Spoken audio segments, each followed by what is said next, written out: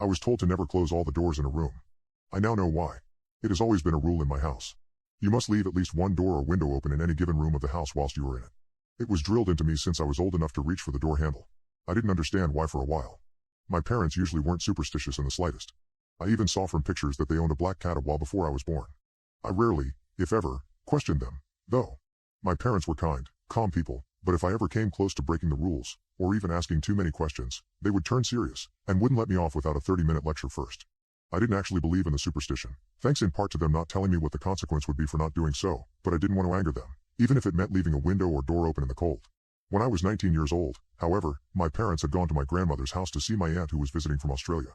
I quickly volunteered to watch over the house while they were gone, which seemed to make them happy.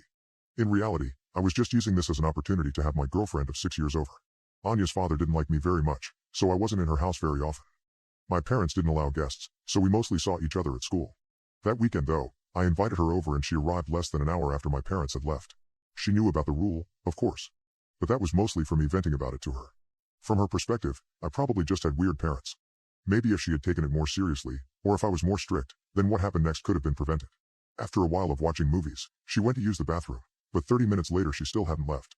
I began to grow worried, asking her if she was all right, and when I got no response, I opened the door. She wasn't inside. I looked around the room and realized that she must have closed the window while she was in there. And now she was gone. This is when it hit me. My parents were right all along, and this was a bad way to find out that the superstition was real. Her disappearance was a big thing. Most people assumed that her father had killed her, on account of him being a big, mean Russian guy who gave everyone death glares, as well as the fact that he frequently got into arguments with his daughter. The investigation turned up nothing, of course. I didn't say anything, but I think my parents suspected something. I joined the military not long after. I guess I just hated being in the house where she disappeared, and I somewhat harbored some resentment to my parents, and more so myself, for not being more strict with the rule. I wish I had stayed in contact with them, though. They unalived in a car crash last month. They left me the house, among other things. Yes, I hated the house. But it was big, and I hadn't had any great places to stay in the 5 years since I had left. I spent last night getting drunk. That's how I've spent a lot of nights since I got discharged, but being in the house where I lost Anya wasn't good for me, and I took to the drink especially hard last night. In my drunken state, I decided I'd reunite myself with her. I walked into the bathroom, closed the door and window. I immediately felt a wave of nausea, though not from the alcohol. Realizing what I'd done, I sobered up pretty quickly. I looked through the window to see that it was pitch black outside, despite the fact that the sun had only started to set when I had entered. When I opened the door, I stepped inside the kitchen. But that wasn't right. The bathroom was located near the front of the house. The door slammed shut behind me, but when I opened it, I was in my upstairs bedroom. Then my living room, then my basement, then the guest bedroom. I frantically tried to get out of the madness, twisting and turning the handle, each door only leading me deeper into the terrifying mystery of the house. Suddenly, I swung open a door and was met with a chilling sight. A room, exactly like the bathroom from 5 years ago, down to the very last detail. It was untouched, frozen in time. I felt an icy chill creep up my spine. My heart pounded in my chest as I took a hesitant step forward. There, on the tiled floor, was a familiar hair tie, one Anya used to wear. I reached down to pick it up, my fingers trembling, when I heard it, a faint, almost indistinguishable sound that made my blood run cold. A giggle. Anya's giggle. I looked around the room in horror, the echoes of her laughter ringing in my ears.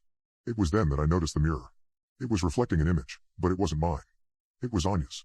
She was standing there, her back towards me. Then, she slowly began to turn.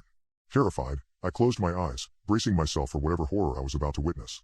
I held my breath and counted to 3, before opening them again. But the mirror was empty. Anya? I whispered, but received no response. A cold gust of wind hit me, making me shudder. The lights flickered before shutting off completely, plunging me into an unnatural darkness. Suddenly, the bathroom door slammed shut behind me with a deafening bang. I tried to open it, but it wouldn't budge. I was trapped. Feeling panic surge within me, I pounded on the door, screaming for help, but my cries echoed unanswered. And then, an ominous whisper filled the room. You broke the rule. Suddenly, the bathroom mirror lit up with an eerie glow, casting a ghostly light around the room. I turned around slowly, my heart pounding, and found myself staring into the reflection of the mirror again. But this time, it wasn't Anya's reflection I saw. It was mine. But, different. My reflection grinned back at me, with a smile so wide and unnerving, it was grotesque. Its eyes gleamed with an unholy light. I stood, frozen, as my reflection reached out its hand, pushing against the mirror, which began to ripple like the surface of a pond disturbed by a thrown stone. Slowly, my reflection started to push its way through, the glass bending and distorting around its form.